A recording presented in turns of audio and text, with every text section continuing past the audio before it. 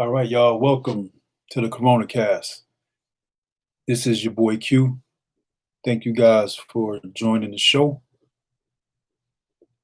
And let's just jump right into it. I titled this show Tough Decisions because this is kind of where we are right now. There are a lot of decisions that have to be made over the next few weeks and months, ideally with children going back to school. But before we get into that part,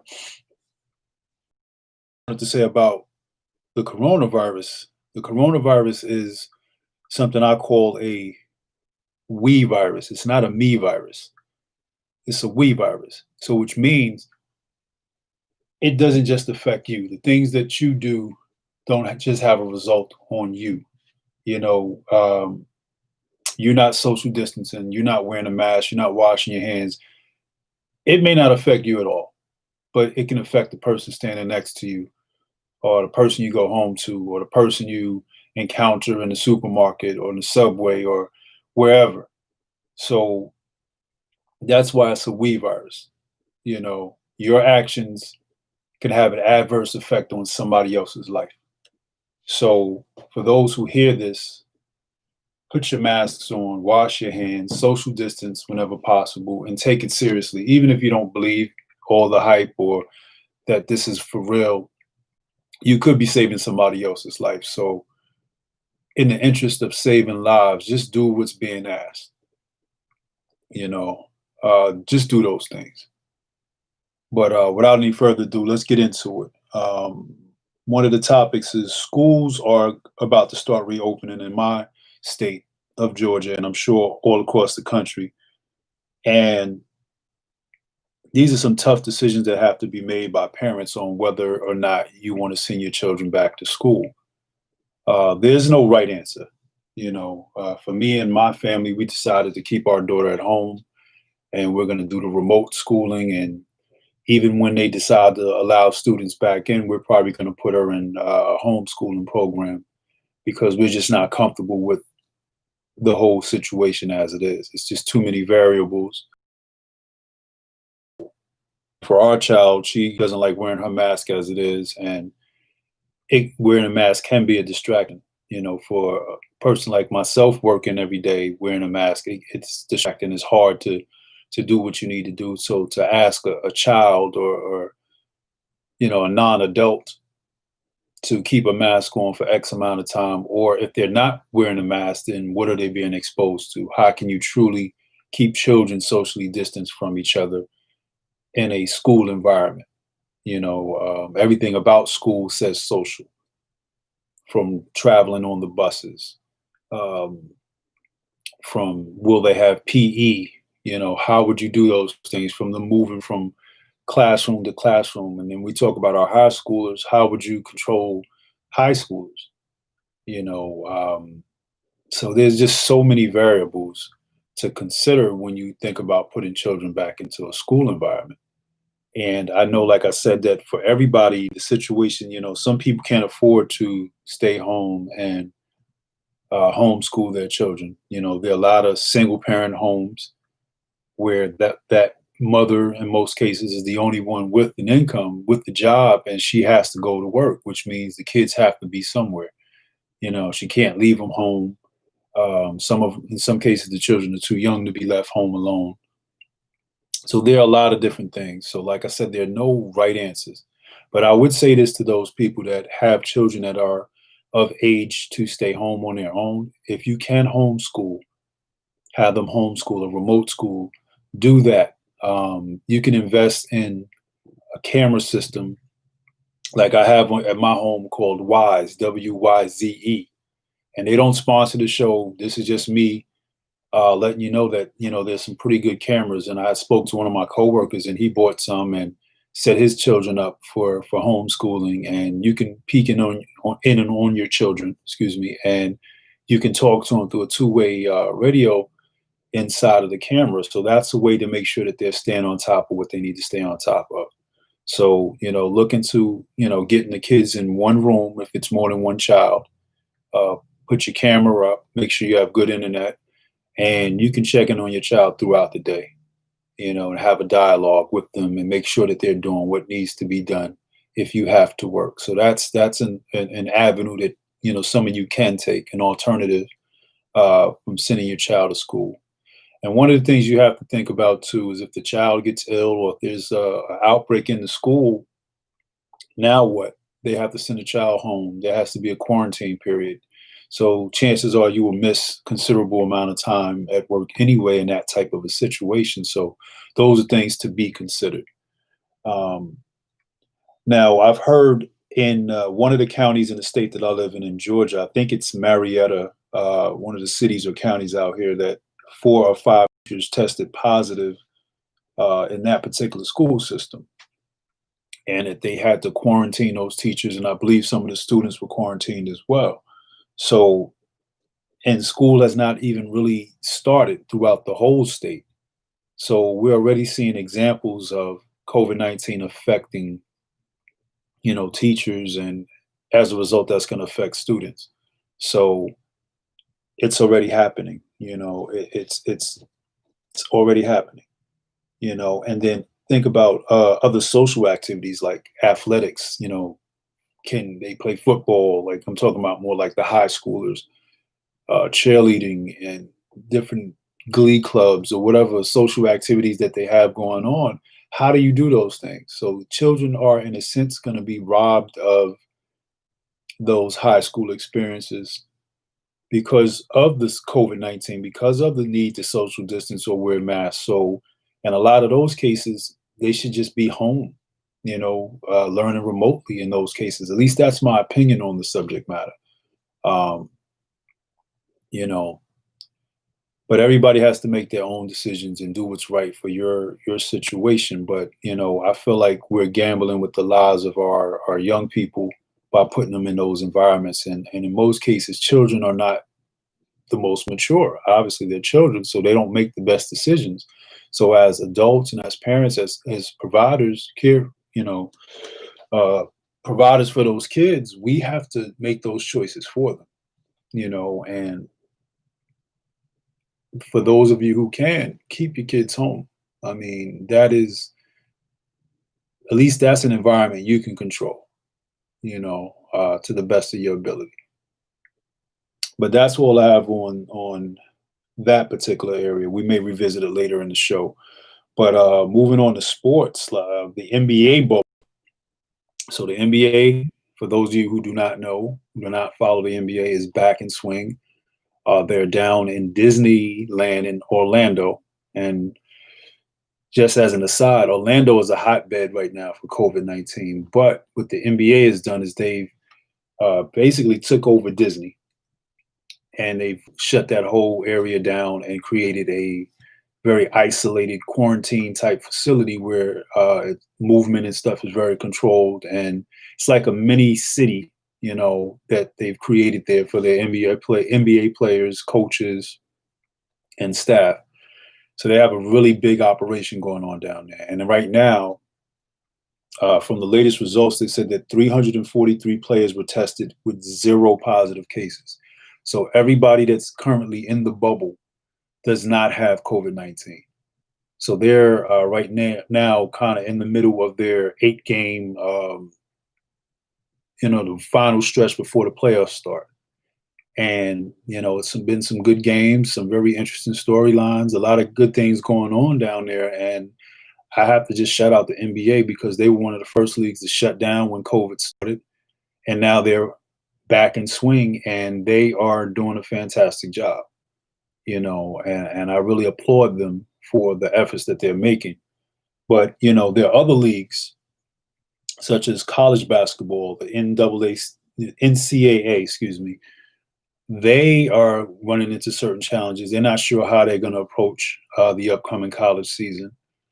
The Major League Baseball, they're having some issues as well getting their season together. NFL, same situation. They're not sure how they're going to approach the season as well. So there's different things to consider with a lot of those sports leagues. But the NBA, they were like I said, one of the first leagues who got in front of it. And they're also one of the first leagues to get back into the swing of things. I believe soccer is being played as well. Even though, the U.S. is not a big soccer, they call it football around the world, but uh, a lot of those places have football going on in their countries. So it can be done, but it takes a lot of planning, a lot of logistics to make it work, and a lot of sacrifice on the part of both the players and the fans. We can't attend these games, so we have to watch them on TV. So we're kind of missing out on one experience. But I'd rather have basketball in this form than not to have it at all. So again, I applaud the NBA for their efforts and for getting the games back going. Too bad my Knicks are not one of the teams in the bubble. I don't know if you can see some of the Knicks memorabilia behind you, but you know, let's see here. We ain't in there, but shout out to the Knicks. You know, I love you if nobody else does. But moving on. So, in addition to the sports leagues, the entertainment industry is being affected as well. So, there are a lot of movies that were supposed to be opening, or should already have had their theatrical release dates.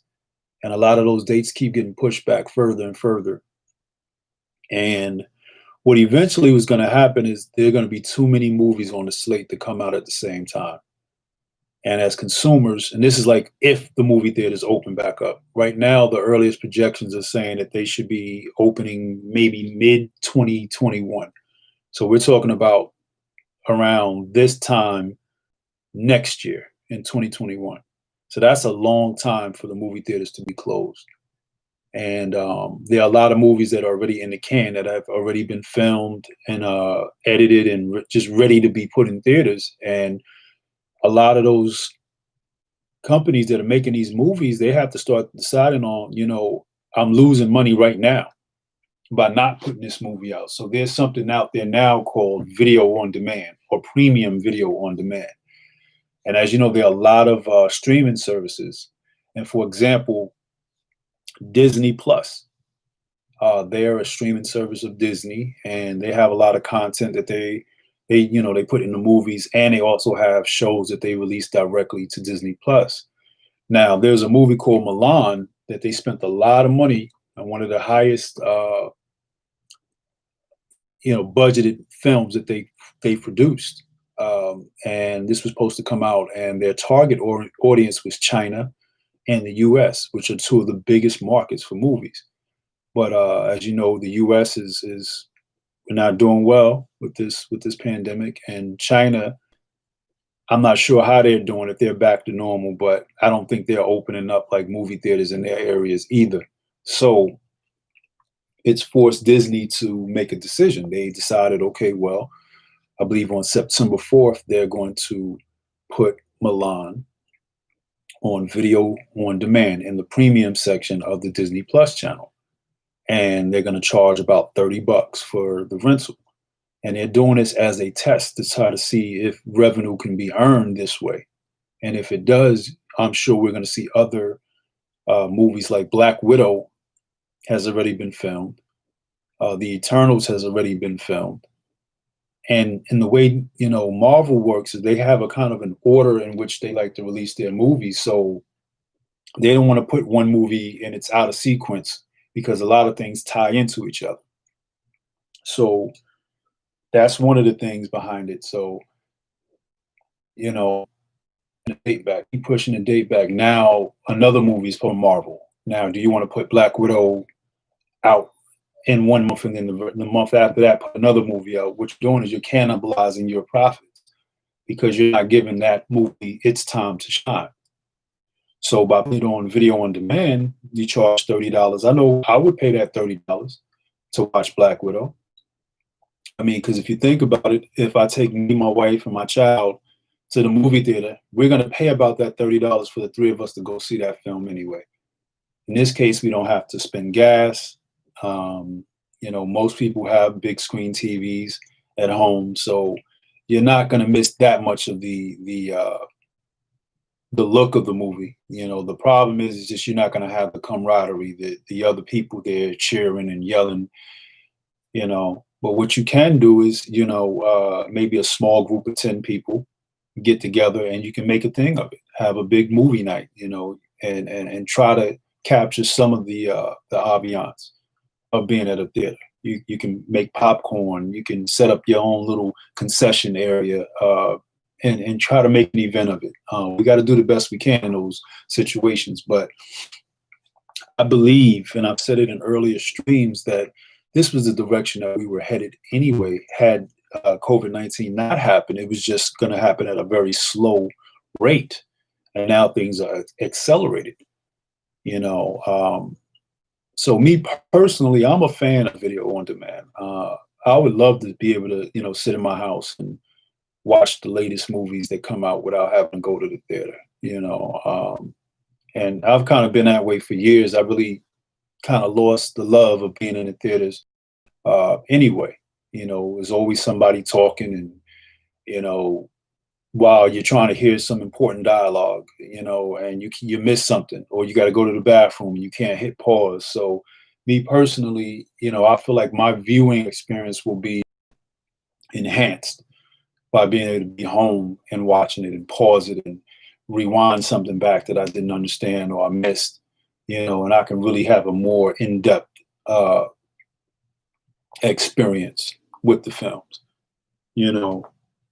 But so I believe we're going to see a lot more of this over the next coming months. So don't be surprised, And then this generation of children, I think this is the world that they're going to inherit anyway.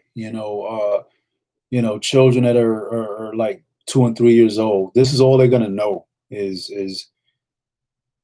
movies happen in the house. You watch movies in your house. Theaters to me are going to be a thing of the past. Or if they do come back, they're going to come back. Movie theaters will exist. Maybe we'll go,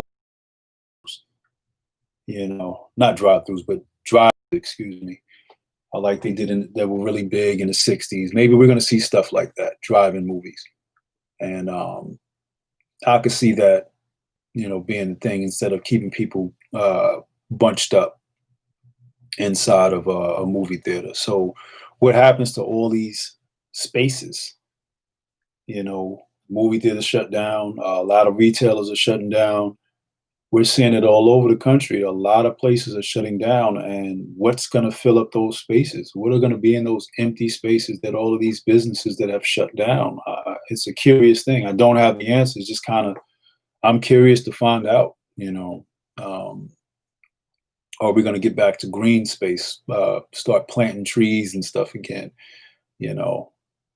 building some nature preserves and more natural things with the space, because I just don't see business going back to what it used to be. And a lot of companies and things are finding different ways to survive, realizing that they can operate in an online format versus having to have a building. So that's where we are, folks. That's where we are. Definitely leave your comments in the chat. If you're not on the stream live with me, just leave your comments, and I'll check my emails later on. And any suggestions for the show, any topics that you want to talk about or want me to talk about relating to Corona and how it's affecting our lives. Again, this is not a medical show, so we're not getting into the medical aspects of Corona. We'll give you a little bit of information here and there, but it's more about how it affects you and I. That's the point of it. And we'll also talk about other social topics as well as they present themselves. So with that said, we're going to end the stream, but as always, wash your hands. Nasty. Y'all be safe out there, and don't forget to social distance. Peace.